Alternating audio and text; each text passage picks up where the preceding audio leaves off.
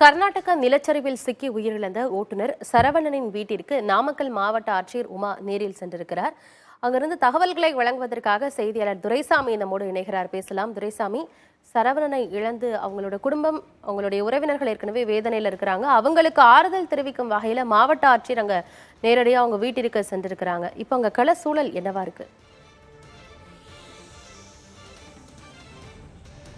ஆனந்தி, நாம் இருக்கக்கூடிய பார்த்தோம்னா சரவணனுடைய சொந்த ஊரான கரியாம்புதூரில் இருக்கிறோம். அந்த ஊரே கிராமமே அந்த பகுதியை கடும் சோகத்தில் தான் இருக்குது. நேற்று வரை சரவணன் அவர்கள் உயிருடன் எப்படியும் திரும்பி வருவார் என்ற நம்பிக்கையுடன் காத்திருந்த குடும்பத்திற்கு டிஎன்ஏ சோதனை முடிவுகள் ஒரு பேர் அதிர்ச்சி கூறியிருக்கு தான் சொல்ல வேண்டும். ஏனென்றால் நேற்று இரவு வரை அந்த சோதனை முடிவுகள் தெரியாத நிலையில் சரவணன் கடந்த 10 நாட்களாக தேடும்படி நடைபெற்றிருந்தாலும் எங்கேயாவது ஒரு பகுதியில் அவள் மரக்கிளையிலோ அல்லது ஆற்றின் வேறு பகுதியிலோ இருக்கலாம், உயிருடன் இருக்கலாம் என்ற நம்பிக்கையில் இருந்த நிலையில் அவர் இறந்து போனது என்ற செய்தியானது இந்த அவர் குடும்பத்தார் மட்டுமல்ல அந்த ஊரில் உள்ள அனைவருக்குமே ஒரு பெரும் சோகத்தை ஏற்படுத்தி இருக்கிறது. இந்த நிலையில் மாவட்ட ஆட்சியர் டாக்டர் உமா அவர்கள் அந்த குடும்பத்திற்கு நேரடியாக வந்து ஆறுதல் தெரிவித்து அவர்கள் உடல் பாகங்களை சொந்த ஊருக்கு கொண்டு வர அனைத்து நடவடிக்கைகள் மேற்கொள்ள வருவதாக தெரிவித்திருக்கிறார்.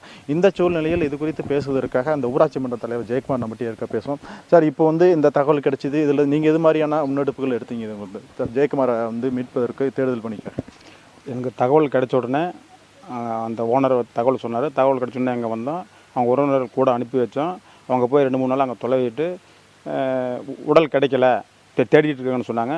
அப்புறமா தேடிக்கணும்னு சொன்ன உடனே ஒரு பாதி உடல் கிடச்சிருக்குன்னு தகவல் தெரிஞ்ச உடனே இங்கேருந்து டிஎன்ஏ டெஸ்ட் எடுக்குன்னு சொன்ன உடனே இந்த சனிக்கிழமை அன்னைக்கு இங்கேருந்து அவங்க அம்மாவை கூட்டிகிட்டு போனாங்க. கூட நாங்களும் கூட ஹெல்ப் பண்ணி அனுப்பி வச்சுருந்தோம். அப்புறம் அங்கே போன உடனே அந்த டிஎன்ஏ டெஸ்ட் எடுத்துகிட்டு அவங்க அம்மாவை திருப்பி செவ்வாய்க்கிழமை அனுப்பி விட்டாங்க. இது வரைக்குமே எங்கள் ஊர் மக்கள் எல்லாமே, நாங்களும் அவங்க உறவினர்கள் எல்லாருமே எங்கேயாவது ஒரு இடத்துல உயிரோடு கிடைப்பார் அப்படின்னு நம்பிக்கையாக காத்திருந்தோம்.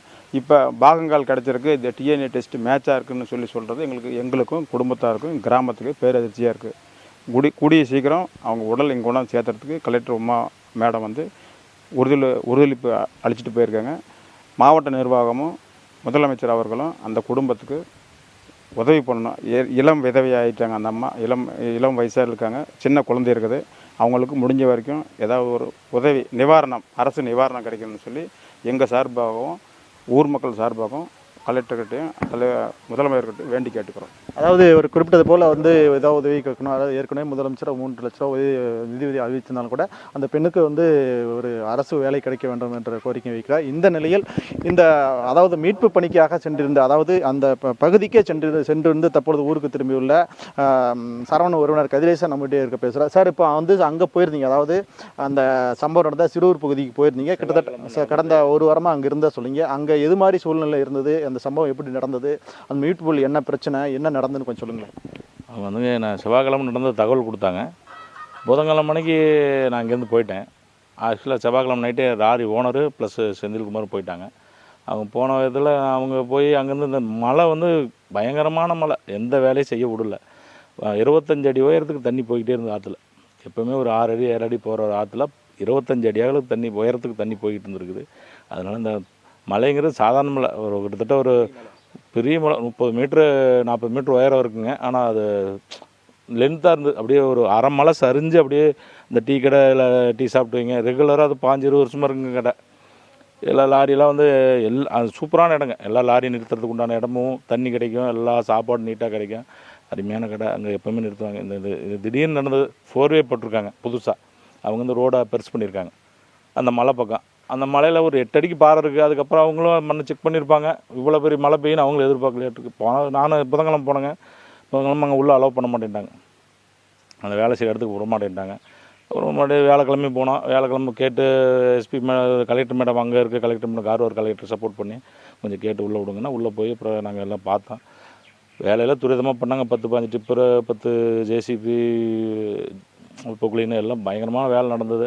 எங்களோட நம்பிக்கை அந்த ரோட்டில் இருக்க மண்ணில் ஒரு 25 அடிக்கு உயரம் இருக்குது, அதை எடுத்தால் கண்டிப்பாக இதில் தான் இருப்பான் அப்படின்னு எதிர்பார்த்தோம். புதன்கிழமை மணிக்கு அங்கே இன்னொரு டிரைவரோட பாடி கிடச்சிது. செவ்வாய்க்கிழமை ஒன்று கிடச்சிருச்சு, புதன்கிழமை மணிக்கு ஒரு பாடி கிடச்சிச்சு. ரெண்டுமே கடலோரம், அதாவது அந்த ஆற்றுல கிடைக்கல, கடலோரம். ஆறு போய் ஜாயிண்ட் ஆகிற இடத்துல தான் கிடச்சிது. ஆறும் இப்போ நம்ம ஆக்சிடென்ட் நடந்த இடமும் கடலும் 4 கிலோமீட்டர் தான்.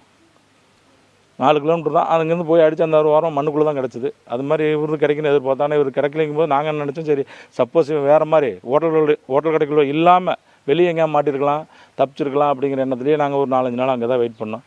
அந்த 3 நாள் கழிச்சு மறுபடியும் இந்த மாதிரி ஒரு இடுப்பு கீழே பகுதி மட்டும் கிடச்சிருக்கு, உங்களுக்கு தான் பாருங்கன்னாங்க. ஸ்டேஷனுக்கு வர சொன்னாங்க. போனால் ஹாஸ்பிட்டல் போக சொன்னாங்க. எங்களை அது பார்க்கும்போது வெளியிலேருந்து கால் வேறு லென்த்தாக இருந்தது. நம்மளால் கரெக்டான ஹைட்டு தான், எங்களுக்கு அது கண்ணில் பார்க்கும்போது தெரியல, எங்களுக்கு தெரியலைங்க அப்படின்னு சொல்லிட்டோம். அதேமாதிரி 4 பேரும் வந்திருந்தாங்க.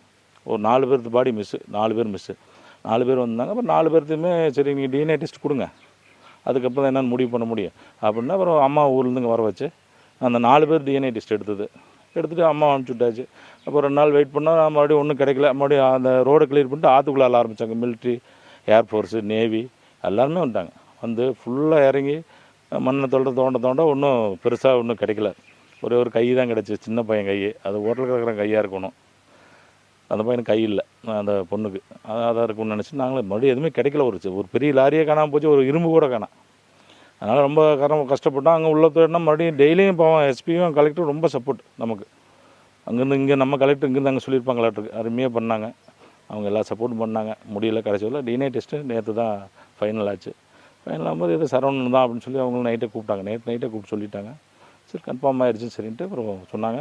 இங்கேருந்து நம்ம தமிழ்நாடு முதலமைச்சர் சார் அவங்கள அறிவிச்சிருக்காங்க. மேடம் அங்கேருந்து ஆம்புலன்ஸ் ஃப்ரீயாகவே பேசி, ஆம்புலன்ஸ் அந்த கவர்மெண்ட்டில் பேசி அனுப்பிச்சி விட்றேன்ட்டாங்க. மேக்ஸிமம் இன்றைக்கி ஈவினிங்குள்ளே அங்கெல்லாம் பேக் பண்ணி கொடுத்துருவாங்க. நாளைக்கு வந்துடும். அதேமாதிரி இந்த குடும்பத்துக்கு ஏதாவது நல்லது பண்ணி கொடுத்து கலெக்டர் மேடம் சொன்னோம், பண்ணி கொடுக்குறேன்னு இருக்காங்க. பண்ணி கொடுத்தா நல்லது. அதாவது அவர் குறிப்பிட்டால் வந்து போல் கடந்த 3ஆம் தேதி, இந்த மாதம் 3ஆம் தேதி சரவணன் சொந்த ஊர்லேருந்து மங்களூருக்கு சென்றிருக்கார். மங்களூரிலிருந்து கேஸ் டேங்கர் வரைக்கும் தார்வார் சென்று விட்டு கேஸ் பாரத்தை இறக்கிவிட்டு 16ஆம் தேதி மங்களூர் மீண்டும் திரும்பி வரும்போது அந்த சம்பவம் நடைபெற்றதாக தெரிவிக்கிறார்கள். இந்த நிலையில் அவர் சரவணன் ஊருக்கு உயிருடன் திரும்புவார் என்ற காத்திருந்த நிலையில் அவர் சடலமாக கொண்டு வருவது மிக சோகத்தை ஏற்படுத்தியுள்ளது. வானந்தி, சரவணனுடைய இழப்பு அவரது குடும்பத்தினருக்கு மட்டும் இல்ல, ஊர் மக்களுக்குமே வேதனையை ஏற்படுத்தியிருக்கு. ஊர் மக்களுமே அவருடைய குடும்பத்திற்கு, உறவினர்களுக்காக கூட நிக்கிறாங்க. களத்திலிருந்து தகவல்களை வழங்கியமைக்கு நன்றி துரைசாமி.